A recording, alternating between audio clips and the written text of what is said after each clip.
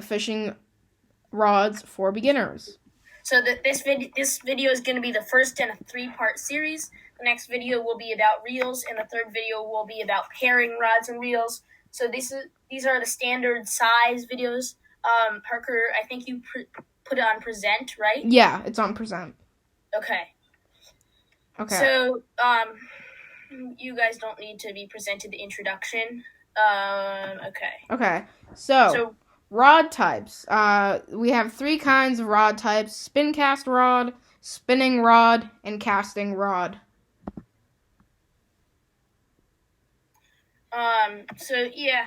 These are the reels. Also have the same names. So you can see the pictures here. So parts of a fishing rod. You're just kind of gonna need to know this for the other slides that we're gonna have. So the place that you screw the reel onto is called the reel seat. The part that bends is called the blank. Those rings are called the guides. Some rods have a hook keeper, although most don't. I only have one rod that has it, but it is quite a useful thing. And then they have a handle or a grip, and they have a tip at the top, which is a special type of guide for the tip. You can't use any other guide as the tip, or else it won't work as well. So this rod is also a spinning rod. So spin cast rods, spin cast reels are meant for beginners and kids. They are great for panfish, but you really shouldn't use them for bass, largemouth, smallmouth. And if you're starting on bass fishing, you should probably start with spinning, then move on to casting. In the world of professional fishing, these do have a pretty bad reputation. They're not.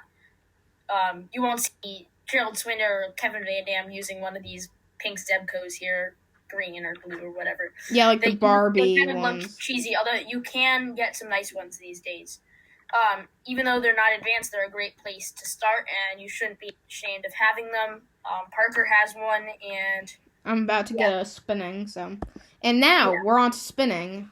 Spinning rods are definitely more advanced and more professional than the other ones, and their use is both spinning and wait, hold on, I'm gonna cut this out. Most professional pros use spinning and casting. Yeah, okay. Hold on. See Kevin Van Dam using one of these. Okay. Wait, redo. Okay, good. Okay.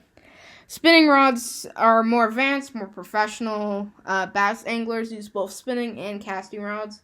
A spinning rod does not have a trigger like plays for your finger like casting or spin cast rods have.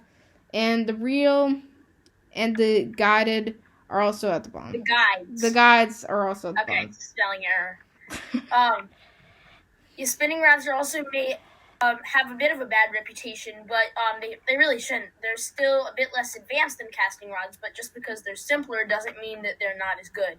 If you use mostly casting rods, I would strongly consider switching to some spinning rods because they're great for more finessey stuff, Texas, I even use it for Texas rigs. Some jigs are great, light jigs, hair jigs, shaky heads, Nico rigs. It's great for that finessey stuff. I would use it on a trick worm too. All that little stuff spinning rods are great for. So casting or bait casting rods are the most common rods you'll see in bass fishing. They are mainly used for artificial lures and used with casting or bait casting reels. The guides are smaller on the top side of the rod. They also have a rest for your finger, like a spin cast rod. So there's a lot of good things when it comes to.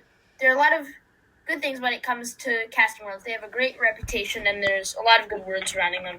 Even though you see the pros using them, I highly recommend against starting with them. They have a lot of backlashes and quite annoying until you get the hang of them. So I recommend starting out with a spinning or a spin cast if you're really a noob to fishing.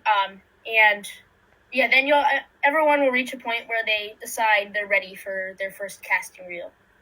And we'll probably make a video on that too. Yeah, so the action and power, these are very confusing. We barely know anything about these ourselves, but these two terms are very confusing. I know what they were, I just didn't know which ones. Okay, well, The action is where the rod bends. Faster action rods bend closer to the tip, and slower rods bend further down the rod.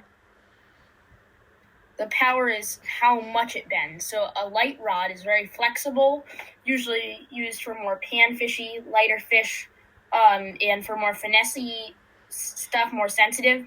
And a heavier, like flipping and pitching stick is a lot less bendy and stronger. And then there's also like medium, medium light, medium heavy. That's all in between. A few small things. So, should you get a one piece or a two piece? When purchasing a rod, there's usually an option for one pieces or two pieces. This depends on what you're doing with your rods. A two-piece rod can come apart during aggressive casts. It's more annoying to have that happen. That does not happen to one-piece rods, obviously. But they are harder to put in a car for transport. This is just so split grip or full grip. So you can see the pictures down below. This is just my opinion, but when buying a casting rod, or a spinning rod. Casting rods usually have split grip or full grip, but I guess some nice spin cast rods have split grip, but spinning rods are mostly full grip. But casting rods, you have the choice usually. So like different brands do more different things. You can even buy custom grips for your rods and spend way too much money. It's mostly opinion though. Split grip rods are better for side casting, I think, and full grip rods for overhead casting, although the type of grip should not be the deciding factor when you're purchasing a rod. It's just your opinion. Here are our sources. Yep. This is just a few things where we got them from. And then also we obviously got them from my brain. And subscribe to our YouTube channel. Thanks for watching.